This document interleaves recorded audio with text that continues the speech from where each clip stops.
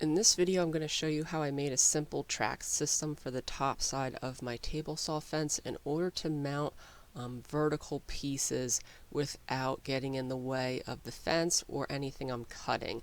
I'm mainly planning on using this to hold feather boards to keep boards flush against the table saw when I'm cutting dados. It's something I've been getting in the comments on my videos and something I've been wanting to make for a while, and it should save a lot of time, especially when making cabinets, so you don't have to send pieces through twice. The concept for the beginning of this jig is fairly easy, and the nice thing about it is this should be versatile for other attachments to the table saw fence as well. So for my jig, I used this scrap piece of maple I had laying around. This actually used to be part of a pallet. Ideally, I would have used MDF or plywood or something because that will just be more stable over time and flatter. This has some hills and valleys in it, but I think it will be okay. And depending on how your table saw is made, your fence, I basically just ripped this down to width, which is about 3 inches, and it's about a 5/8 inch cavity. So you don't want it higher because I have other attachments to this that rest on top of the fence. If it's higher, it will get in the way of that. And then you can see that this fits on there nicely. A nice tight fit. And I'll eventually attach this with screws. So now the principle is going to be to put 2 slots in this that receive T-bolts. Very similar to the design for my crosscut sled. You could see it's a recessed groove so that those T-bolts from the top side, you could put them in these enlarged holes. They slide in here, and you could slide this back and forth without pulling out. So I'm going to put 2 grooves in here that will accept T-bolts, which means any sort of jig I make will fit on top of this as long as it has holes in it that correspond to my slots. Now, originally when I thought of this, I originally thought of doing T-track, which is the same sort of stuff I just used on my drill press jig. And this would work and be probably easier to install, but this stuff is quite expensive. In order to get enough to do this, to go the whole way, it would have cost over 30 bucks, whereas this is free. What I'm going to do now is start putting my 2 grooves on there. They don't need to be as thick as the ones I have in my crosscut sled, but I'm going to do that with a 3/4 inch dado stack, and you only have to go up a little over the thickness of the head of this bolt, which is about 1/8 inch. So I'm going to go up a little bit higher, and I'm going to put 2 grooves on there, the same distance from the edge, so I could set my fence and do both grooves. So I made the original grooves on the bottom continuous because I wanted to be able to use my air hose to clean this out, because you're going to get dust and stuff in those grooves. You would get those with T-track as well, so this makes it easier to clean out. Those grooves are about 3/4 inch wide by a little over 1/8 inch deep, and this is the tail end of me drilling out holes in the end of them. I press record after I finished doing it, so that's why you didn't get to see those, but you'll see them right about here, that they're at the tail end of this. And how I cut the grooves on top, I just raised the blade, and this is now 1/4 inch, and then I was able to just lay this, there's the holes that I drilled, I was able to lay this on top and then send it through. At the tail end, I hold it in place until the saw stops running. That is what my recesses look like after they're cut. This is how those bolts will slide in there. You could see that they have room to move, but also they can't come through the top. So I was a little nervous before starting this, and I'm still a little nervous about how thin these sides are. I didn't want to put just one track in there because sometimes when you're clamping stuff down, especially in the center, I didn't want it to raise off the front or off the back. So by having two parts to clamp, it should keep everything pretty flat. Plus, when you put this in place, those sides don't move as much, and when you use the bolt, you could see pulling on top of them, they're not really flexing because now it has these sides kind of keeping them in place. If worst comes to worst, I'm not against putting a little bit of glue on here and keeping everything in place. I only ever really use that recess in the fence to store stuff anyways. So to finish up this part of the build, I'm going to take this to the drill press and drill probably 6 or so holes right down the center. and I'm going to attach this to my table saw fence with some holes, and then I'll drill into the metal and then tap those holes for screws. So I only got to drill one hole before my camera actually fell over, but it's just a simple series of vertical holes in the center of that piece. So then I taped that piece into my fence so everything would stay aligned, and I used a countersinking bit because the drill head on it is really small to go through and pre-drill all of my holes lined up with the ones I had made on the drill press. These are the machine screws I'm using. They're 832s, and I have these in bulk, so they just barely fit. I countersunk my holes so they fit a little bit better. They could be, these I think are 5/8. They'd probably be a little better at 3/4, but I think it will do. So for my tap set, I have the right tap in here, the 832, and you could just find that on the front. Now a lot of these come telling you what size drill to drill. This one doesn't have it. So then luckily I have this drill index that kind of solves that mystery for you if you don't have the paper there. So for 8/32, it says to use a number 28. So I could open this up.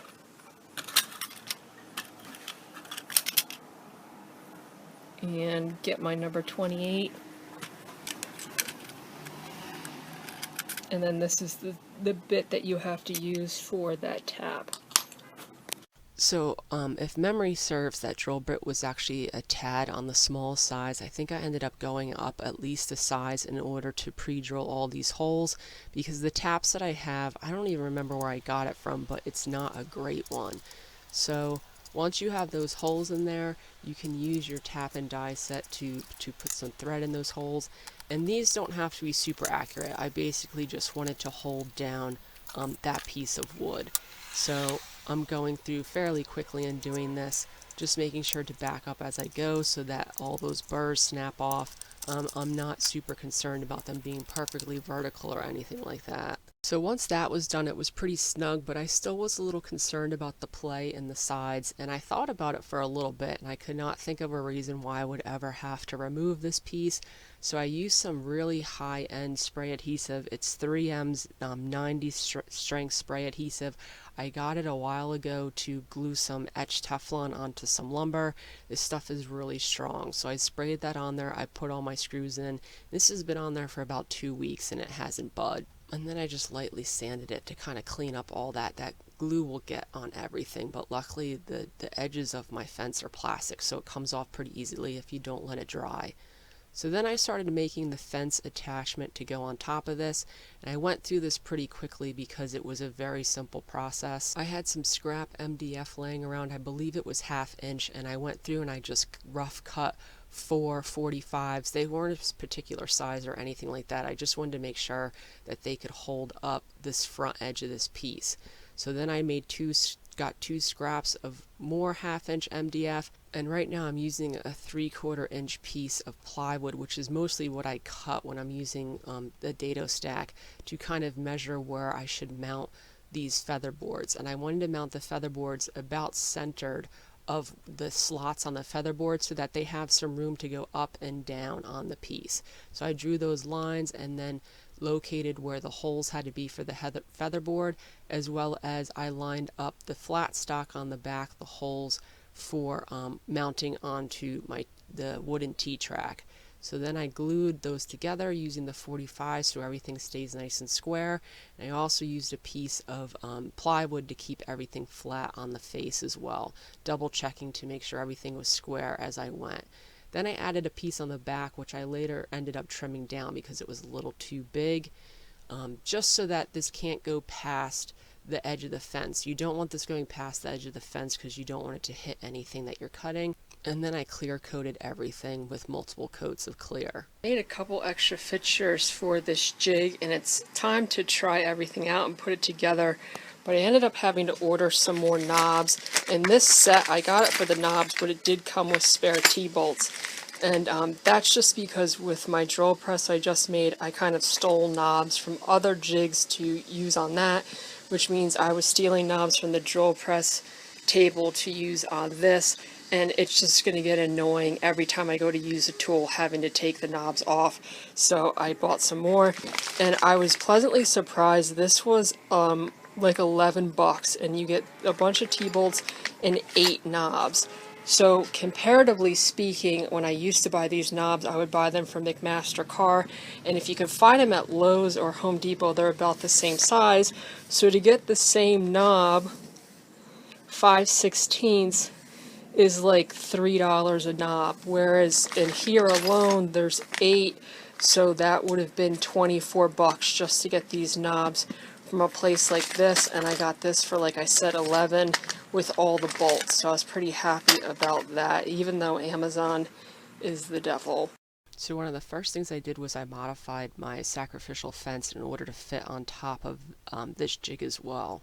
Aside from the featherboard jigs, I modified this jig and made another one that will utilize this clamping system I made.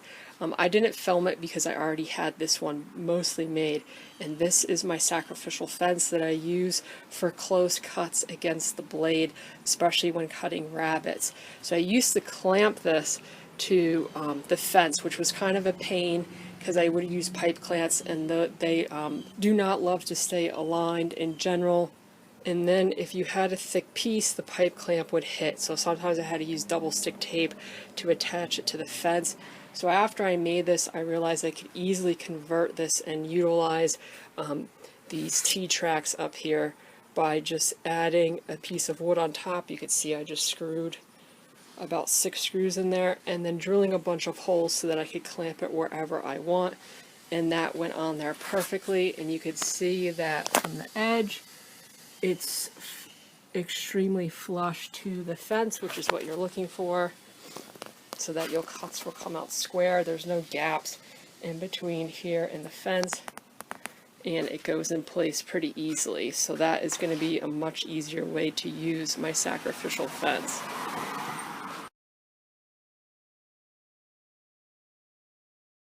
The next thing I made, which is usually something I end up finding scrap and clamping it to the fence as well, is a depth stop. So this was just a scrap piece of MDF. It was actually left over from there.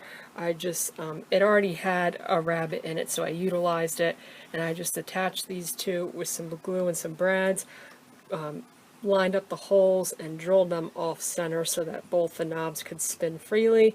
And then I attached this block on here, and this block actually has screws going through the back into the block, so you could change this out over time if you want something thinner or thicker.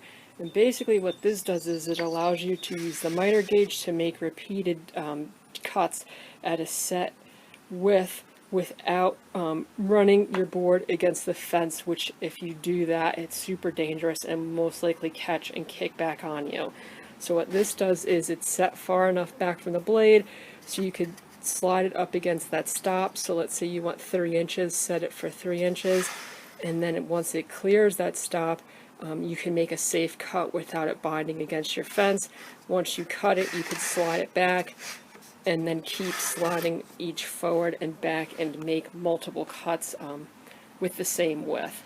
So I was happy that the switches in between all these pieces doesn't take forever, and I'm not going to lie, I'm not going to use this featherboard mount for every single rabbit or dado cut I make. It's just going to be convenient when I'm making multiple cabinets. Instead of sending all the pieces through multiple times, I can easily send it through just once and they'll be perfect, which is basically what this is going to be used for. So you could see how those fit on there, and I showed you how I had to drill those holes, but now this can raise and lower. This is 1/2 inch ply and it still fits on there. Anything skinnier, I don't know if these would go low enough, but that also means that they will go as high as something much thicker. Now these feather boards I got at Rockler years ago for my router table, and I'll never be using these simultaneously, so I'm just going to use them on this when I need them and then put them back on my router table when I'm not needing them. But if you don't have feather boards, you could always buy some or make some to fit this jig. The reason I made these so big is because I wanted to be able to have the option to add different things to this over time if I wanted to. So I could always go up or even out a little bit instead of having something that only fit these. So I just wanted to be able to utilize these clamps on top of that track down the line if I think of a different use for them. So the only thing I really had to adjust is this front piece is just a little too close to the fence. That groove I routed in order to use both of these. So luckily I had these Rockler clamps that had smaller knobs on it, which have enough clearance to work. So I just swapped out these square knobs with these ones when I'm using this jig. I also ran out of T-nuts, and the nice thing about these feather boards are these are 5/16. All of these are 5/16, so I just had a 5/16 bolt that I used for the front.